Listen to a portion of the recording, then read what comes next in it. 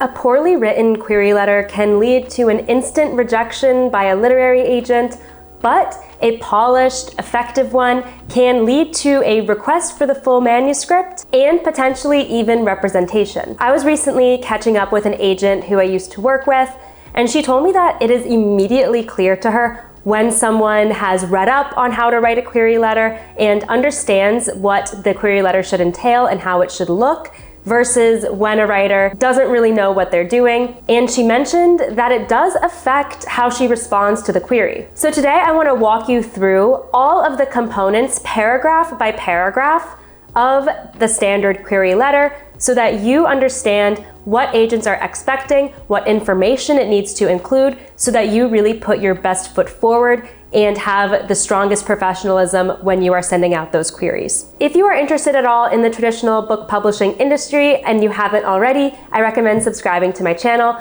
Every week, I either post videos with information about the industry like this one, or I talk about how to strengthen your manuscript, especially if you are working on a novel, so I would love to have you around. In the description below, I also have a link to download my free story self-assessment. So if you are working on a story of any kind, I recommend downloading that. It is going to help you pinpoint the strengths and weaknesses in your own work, which I know can be really difficult when you are so deep in it yourself as the author. It's also going to sign you up for my newsletter that I am so excited to launch soon with exclusive tips and resources. So let's dive in. As I mentioned, I'm going to outline every paragraph in the order that the paragraph should appear in your query letter so that you can understand the standard structure and formatting of a perfect query letter. So paragraph 1 is going to contain the personalization and the overview. Now, I completely understand the desire to make your query stand out by maybe starting it off a different way with some kind of hook from your story,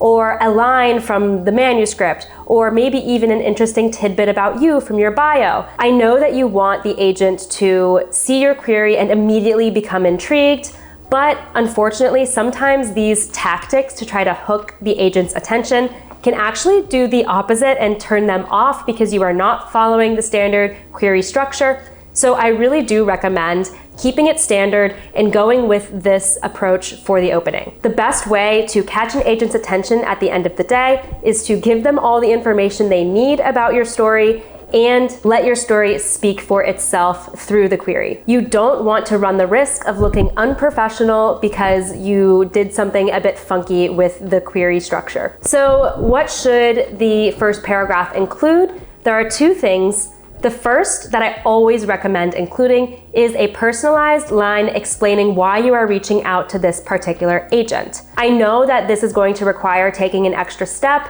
and it can be hard, especially when you are querying dozens and dozens of agents, but especially for the agents that you are particularly excited about, I do recommend taking this extra step.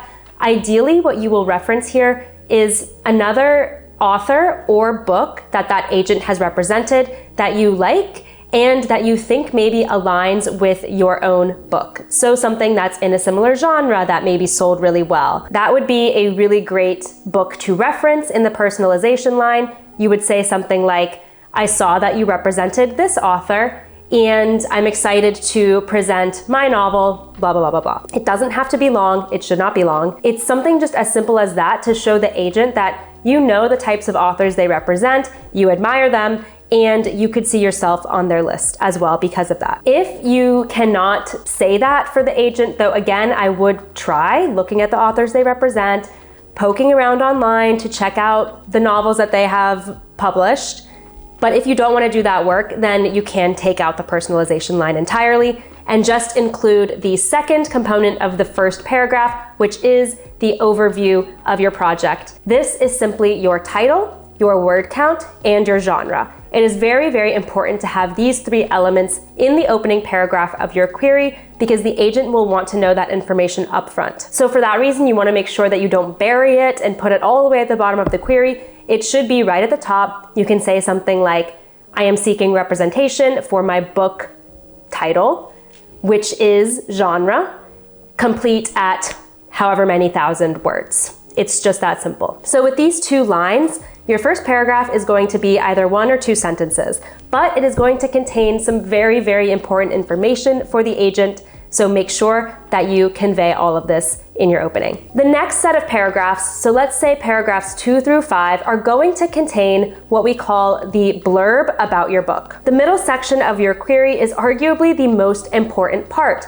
This is where you are describing your project to the agent, whether it be a novel or a nonfiction book, and hopefully enticing them to then read your sample pages and hopefully request the full manuscript. Now, this section really should only be 2 to 4 paragraphs, and what it should feel like is a movie trailer for your book. You want to tease either the main conflict of the story and the main characters if you are working on a novel, or in the case of nonfiction, you want to explain the value that the reader is going to get out of your book and the main question that your book explores. A key point here is that you do not want to give away everything about your book in the case of nonfiction or fiction. So you definitely don't want to give away any spoilers. If you're writing a self-help book, you don't want to give away all the points that you're making, but you do want to give a basic overview of what the reader and/or agent can expect when diving into your book.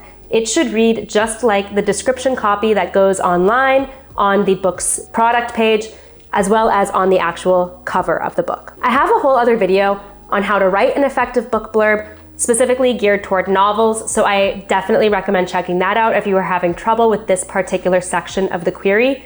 Admittedly, it is probably the most difficult part of the query, so if you are struggling, you are not alone, and I have that other video that will help walk you through it step by step. The next paragraph, so let's say around paragraph 3 or 4, is the comparable titles paragraph. So not everyone includes this paragraph, and it is not necessarily a requirement by every agent, but I think it is a huge missed opportunity if you do not include comparable titles in your query letter. That's because comparable titles can really elevate your query, because it shows the agent that you know a little bit about the current book landscape and you can see how your project fits into it. You're essentially showing them that there is an appetite for this type of book in the market, which is very, very important because at the end of the day, the literary agent is trying to prove that to a publisher to sell your book. The key with the comparable titles paragraph is to either do it right or don't do it at all. So if you're feeling totally lost, you're floundering, the only books you can think of are, canonical books from many, many years ago or big bestsellers, then it's probably not a good idea to put in the comparable titles, because if they are not good representations of your book, then it's going to throw the agent off and it could detract from your query. But I do recommend giving it a go and just trying to see if you can come up with some comparable titles that you feel good about. Some general guidelines for comparable titles are to include no more and no less than 2 to 3 comparable titles. One just doesn't make sense because there should be more than one book like yours out there in the world, and more than 3 makes it seem like you might be a bit confused as to what audience you are targeting. You also want to explain what exactly about each of your comps actually aligns to your own book. Is it the tone? Is it the structure? Is it the character story? Is it the setting? Any of those elements will help the agent understand what parts of those other books align with yours. And lastly, the comps should be published within the past 5 years or so, and also be ideally traditionally published through a major publishing house, because after all, that is what you are seeking a literary agent to access. As with the book blurb, I have a whole separate video on how to choose comparable titles, so I do a much deeper dive there. I recommend checking that out before you start working on this particular paragraph, and I'll give you some more specific tips in that one. After the comparable titles paragraph comes your author bio. I know a lot of writers get really hung up on this section, and I get it, because you don't really know what exactly the agent wants to know about you. You don't know how long it should be. So let me give you some fast tips for this. You can keep the bio short, especially if you are querying a fiction project. It really only needs to be about 2 to 4 sentences. If you are writing in a very specific niche of nonfiction, then it is likely that you want to boost up your bio a little bit more to show why you are a subject matter expert and why you are the best person to bring this book to the market, because often nonfiction requires some amount of expertise by the author. It still shouldn't be too long, but I would say nonfiction bios tend to be a little bit longer than fiction bios. So what should you include in your bio? First, any type of writing credential that you have, be it a degree or any prior publications in literary journals, magazines, newspapers, things like that, or any creative writing workshop experience. Perhaps you worked with a best-selling author through some type of course. However, it is totally okay if you do not have any of that. It does not mean you are not going to get published. It does not mean that a literary agent is going to disregard you. However, if you do have that, of course, you want to make that known. Second point to put in your bio is what you do in your life outside of writing, primarily for work. This helps the agent understand how writing fits into your life. They will absolutely not expect you to have quit your day job in order to become a full-time author. In fact, that might feel a bit premature if you haven't sold a book yet. So don't feel bad at all if you do mention you have a day job that is completely unrelated to writing, because most first-time authors do. If you do stay at home to take care of your kids, or if you are retired, that is also completely valid and worth mentioning. The last point I recommend putting in your bio is where you're currently based. The agent is eventually going to have to know that for professional reasons, and as publishing gets more and more globalized, with people in Europe being represented by US agents, or people in the US being represented by agents in the UK, it is important for them to know where you are based.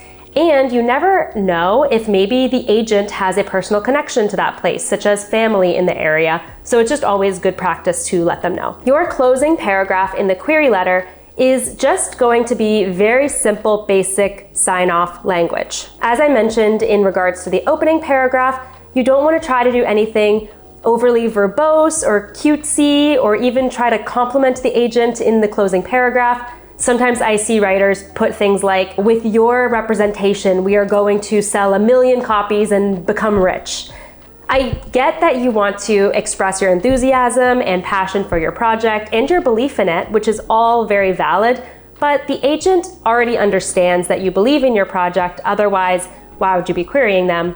So you don't want to necessarily make these exaggerated comments in the closing section or in any section of your query letter. This paragraph should really just be a simple formality like, thank you so much for your consideration, and then sign off with your name. It is just best to keep it short and simple. I hope these tips help you perfect your query letter paragraph by paragraph so that it catches the attention of agents. Let me know in the comments where you are at in the querying process, if you've already begun querying or you're preparing to.